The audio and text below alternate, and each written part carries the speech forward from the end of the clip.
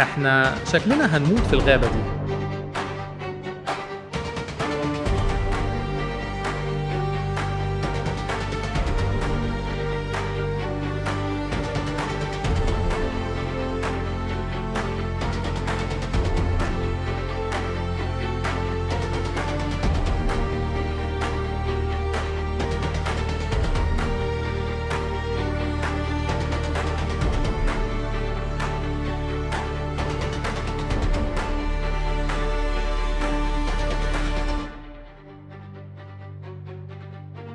قصتنا النهاردة بتبدأ في غابات الأمازون، وبتظهر طيارة في وسط الغابات الكثيفة، وجواها مجموعة من الناس، ومن بينهم بنت اسمها جاستن.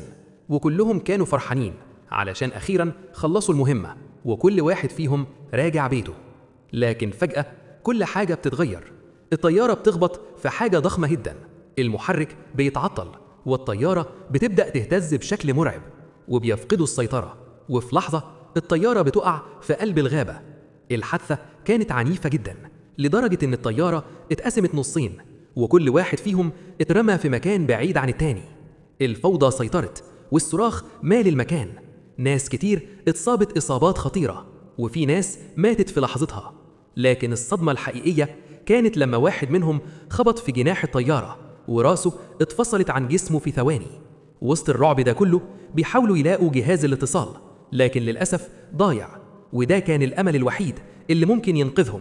مفيش إشارة، مفيش مساعدة، والوضع بيزداد سوء كل ثانية. حتى الطيار الشخص الوحيد اللي ممكن ينقذهم بيموت، وساعتها ما بقاش في حد عارف يعمل إيه. وفجأة واحد منهم اسمه هارفي بيسمع صوت غريب جاي من قلب الغابة، وبيقرر يمشي وراه، وكان فاكر إن ده ممكن يكون دليل على وجود قبيلة عايشة هناك، ولو وصلوا لهم ممكن يساعدوهم ويخرجوا من الجحيم ده. وبالفعل يقنع الباقي ويروحوا كلهم يدوروا. لكن أول ما بيدخلوا المكان بيتحول كل شيء لكابوس حقيقي. سهام بتيجي عليهم من كل اتجاه، ناس كتير بتموت والباقي بيتصاب، وبعدها الظلام بياخدهم. وبعد ساعات جاستن بتفتح عينيها ببطء، لكن الصدمة كانت أقوى من أي حاجة، لأنها لقت نفسها مربوطة وجوه قارب وفي وسط البحر، وحواليها ناس شكلهم مرعب وغريب. تحاول تفك نفسها بسرعة، لكن واحد منهم يصرخ فيها ويقول لها تفضل ساكتة. وساعتها بتفهم الحقيقة المرعبة، دول بياكلوا لحوم البشر، وإنها لو فضلت معاهم هتكون الوجبة الجاية. بيوصلوا بيهم المكان، القرية بتاعتهم، وهناك بيتجمع كل أهل القبيلة وبيستقبلوهم وهم فرحانين جدا. وبتشوف كل الأطفال جسمهم عليه مادة حمراء غريبة، وأول ما بينزلوا من القارب الكل بيتلم حواليهم وبيبدأوا يعملوا حركات غريبة وبيتصرفوا بطريقة مرعبة جدا. وبتتصدم جاستن أكتر لأنها بتشوف في كل مكان بقايا جثث بشرية وجماجم قديمة جدا، وساعتها بتتأكد إنهم فعلا بياكلوا البشر وبيدخلوهم جوه. وساعتها بيظهر زعيم القبيلة، راجل عجوز جدا وشكله غريب، بيمشي بالعافية وبيسند على عصاية خشب، وأول ما بيخبط بالعصاية على الأرض الكل بيسكت ومحدش بيقدر يتكلم خالص. وبيتكلم الزعيم باللغة الغريبة بتاعتهم، وطبعا محدش فاهم هو بيقول ايه. وجاستن واصحابها واقفين مصدومين، مش عارفين ايه اللي بيحصل ولا ايه اللي هيتعمل فيهم. وبعدها بياخدوهم كلهم وبيحبسوهم في قفص كبير، والكل بيتجمع حواليهم وبيبداوا يعملوا طقوس غريبة، والاطفال بيبصوا عليهم بطريقة مرعبة كأنهم مستنيين الاكل بتاعهم بفارغ الصبر. وخلال كام دقيقة بتدخل ست عجوزة ومعاها مشروب غريب، وبتطلب منهم يشربوا منه بالعافية. واول واحد بيشرب بيفكوا ايده وبيغمى عليه على طول، وبيحطوه على حجر كبير ويمسكوه بكل قوتهم.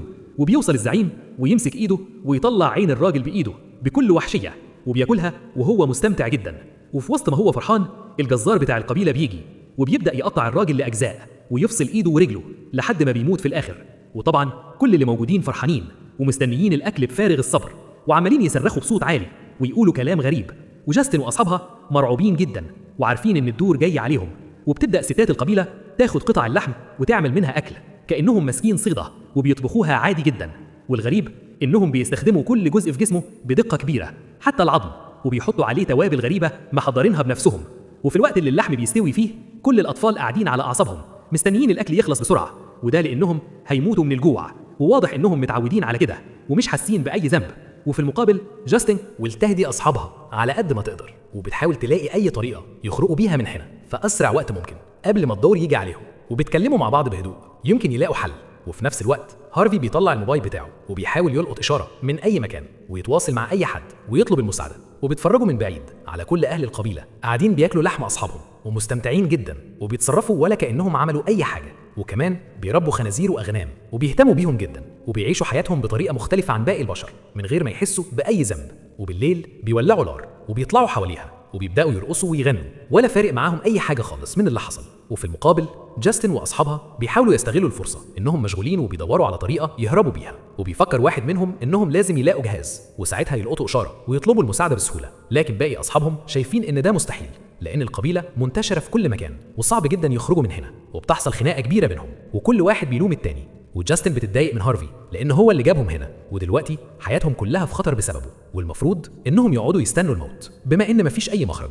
وبيحاولوا يساعدوا واحدة منهم تخرج من القفص وتفتح الباب من بره، لكن للأسف أول ما بتطلع لفوق وتستعد تهرب بيشوفها واحد من القبيلة ويضربها بسهم على طول فتقع ويغمى عليها لحد الصبح. وتاني يوم ولد صغير من أهل القبيلة بيقرب من جاستن وبيفضل يبص لها وهو منبهر ومعجب جدا بالسلسلة بتاعتها.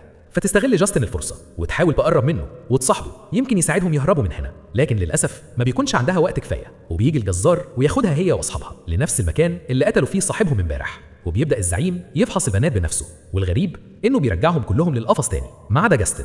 ومن حظها الحلو إن الجو بيمطر فجأة فيضطروا كلهم يستخبوا في الأكواخ. وفي اللحظة دي أصحاب جاستن بيحسوا إن ده الوقت المناسب اللي لازم يهربوا فيه وبيشغلوا موسيقى على الموبايل ويرموه في اتجاه تاني علشان يشتتوا الحراس. وفي اللحظة بيبدأ يخرج من القفص بسرعة وبتجري أسرع واحد فيهم بما إنها بطلة سباق دايما بتاخد طولها في المسابقة وتدخل فيها وبتفضل تجري بكل سرعتها لحد ما توصل للشط.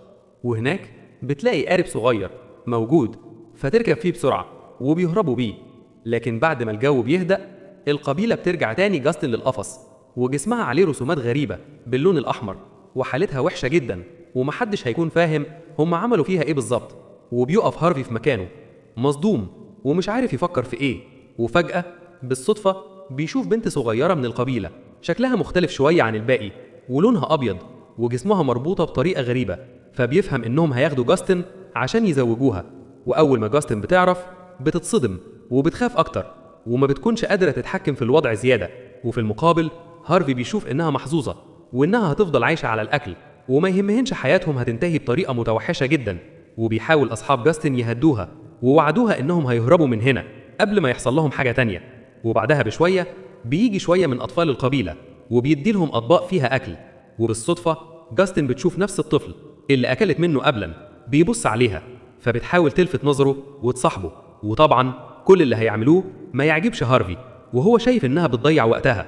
وبينما الأكل بيخلص وبيحاولوا يسرقوا الأطباق بيبدأ هارفي يعترض. لكن بعد ما ينتهي الأكل جاستن بتتصدم لما تلاقي بقايا غريبة في الطبق وبتفهم إنها كانت بتاكل لحم بشري وبتاخد بالها من الإثار اللي موجود قدامها وذكريات صاحبتها اللي حاولت تهرب لكن للأسف قتلوها هي كمان. ومن كتر الصدمة مش قادرة تتحمل اللي حصل وبتمسك راسها وتنتحر في لحظة غضب. وأصحابها كانوا زعلانين جدا عليها وبيحاولوا ينقذوا حياتها بكل الطرق لكن للأسف تموت في الآخر. وأول ما القبيلة بتعرف بيدخلوا القفص بسرعة وبياخدوها وبيقطعوا جسمها هي كمان وبيطبخوها والكل بيتلم حوالين النار وبدأوا ياكلوا ومستمتعين جدا. ومحدش منهم كان فاهم إن أصحابها حطوا في جسمها مخدر وفعلا أول ما بياكلوا لحمها بيتغمى عليهم. وبتستغل جاستن الفرصة وبتهرب هي وأصحابها كلهم، لكن آخر واحد فيهم هارفي ومن كتر الخوف بيضحي بصاحبه وبيطعنه ويسيبه جثة عشان يأخر القبيلة شوية وبيهرب مع أصحابه ولا كأنه عمل أي حاجة. وبعدها بشوية بيفوق الشاب ده وبيلاقي شوية منهم ملمومين عليه وبيحاولوا ياكلوه ومن كتر الخضة بيفضل يجري وبيحاول يهرب بأي طريقة لكن في الآخر بيلاقي نفسه متحوط من كل اتجاه وبياكلوه وهو حي والمنظر بيكون بشع جدا. وفي المقابل جاستن واحد من أصحابها بيوصلوا للنهر وبيحاولوا يعدوا للناحية التانية وفجأة جاستن بتتكعبل وبتتعب وبتقع وطيارة المية بتاخدها بعيد جدا عنهم. وبعد مجهود كبير جدا بيوصلوا الاتنين للمكان اللي الطيارة اتحطمت فيه وبتتصدم جاستن لما بتلاقي جثث ناس سمنة زي ما هي متعلقة على الشجر عشان تنشف وهي بتفهم ان القبيلة هي اللي عملت فيهم كده وبتبدأ هي وزمايلها يدوروا بسرعة. وفجأة الجهاز البطارية بتاعته تخلص وفي اللحظة دي وهم واقفين بيسمعوا صوت موبايل بيرن بيجروا بسرعة يطلعوا الموبايل وأول ما يمسكوه بإيديهم وبيحاولوا يتواصلوا مع أي حد بيلاقوا شوية من أفراد القبيلة قدام عينيهم عينيهم فبيجروا بيهم بسرعة، لكن كل مجهودهم بيروح على الفاضي. وتاني يوم الصبح بيفوقوا وبيلاقوا القبيلة كلها واقفة قدامهم، وبيجهزوا جاستن ليوم الفرح، ورابطين زميلها بكل وحشية عشان يخلصوا عليه زي الباقي. وعشان يعذبوه بيرموا عليه نوع غريب من الحشرات بيسبب له ألم شديد جدا، وبيبدأ يصرخ طول الوقت مش قادر يتحمل، وبيغطوا جسمه كله بمادة لونها أخضر غريبة، وبيبدأ يطلع في الروح وهو بيتعذب قدام عينيهم ومحدش فارق معاه أي حاجة. وفي الوقت ده جاستن بتفضل تعيط ومش عارفة تتصرف ازاي، شايفاهم بيعملوا عليها طقوس غريبة جدا. وفجأة الزعيم بيقرب عليها وبيمسك خشبة كبيرة وبيستعد يكمل باقي الطقوس، لكن في اللحظة دي بيسمعوا أصوات ناس بتصرخ من قلب الغابة، وبيضطر الزعيم يروح يشوف ايه اللي بيحصل. ويجي طفل صغير من القبيلة وبيشرح لهم ان فريق الإنقاذ وصل، وده معناه انهم هيكونوا تحت المراقبة الفترة الجاية، وبيبدأوا يحتفلوا كمان بالخبر.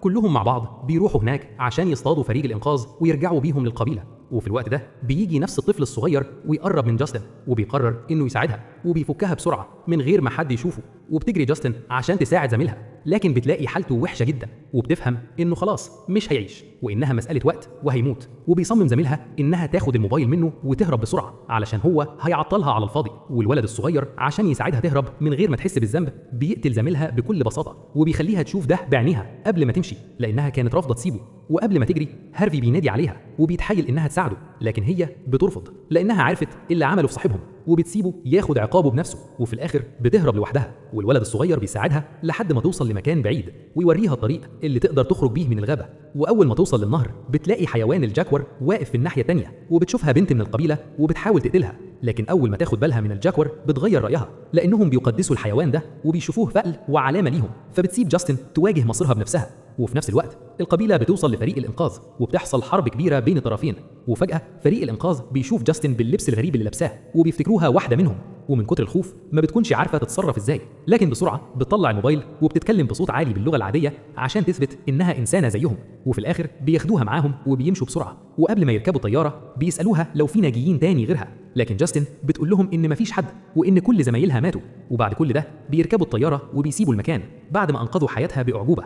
وطبعا هارفي بيفضل في القبيلة عشان يتعاقب على كل أفعاله القذرة. وبترجع جاستن لبيتها بسلام، والخبر بينتشر في العالم كله، وبتشتهر جاستن وحياتها بتتغير بالكامل، لكن ما بتقدرش تنسى أي حاجة من اللي حصل. وبعد فترة بتفضل تتابع أخبار المنطقة، وبالصدفة بتكتشف إن في راجل شبه هارفي لسه موجود هناك، وساعتها نفهم إنه فعلا لسه عايش، وإن القبيلة خلوه الجزار الجديد بتاعهم. شايفين إن الجزار كان طول الوقت وحش ولا كان إنسان عادي بس اللحظة هي اللي كشفت حقيقته؟ فاكرين لما كان معاهم في الطيارة واحد من الفريق وصاحبهم، لكن فجأة قتل زميله علشان يهرب ويسيبهم يواجهوا مصيرهم؟ وساعتها اتفاجئوا بيه واتمسك واتحبس وسط القبيلة. وعدت الأيام والكل فاكره انتهى، لحد اللحظة اللي جاستين هربت فيها وسابته وراها مقيد بين ايدينهم. لكن اللي محدش كان متوقعه انه ما ماتش، بالعكس اتغير بقى واحد منهم. وبعد ما جاستين نجت ورجعت لحياتها في ليلة هادية وهي بتتفرج على الأخبار، ظهر تقرير عن القبيلة ولقطة سريعة خلت الدم يتجمد في عروقها. الجزار واقف بينهم بنفس العيون، لكن المرة دي مليانة جنان، وبيبتسم كأنه أخيرا لقى مكانه الحقيقي. شايفين إن جاستين كان لازم تنقذه ولا هي اللي خلت الوحش يتولد؟ اكتبوا رأيكم في الكومنتات تحت، ولو عايزين تعرفوا هل هيرجع لها تاني ولا المرة الجاية هي اللي هتبقى الفريسة، اكسروا زر اللايك واكتبوا جاهزين عشان نكمل القصة اللي لسه ما خلصتش.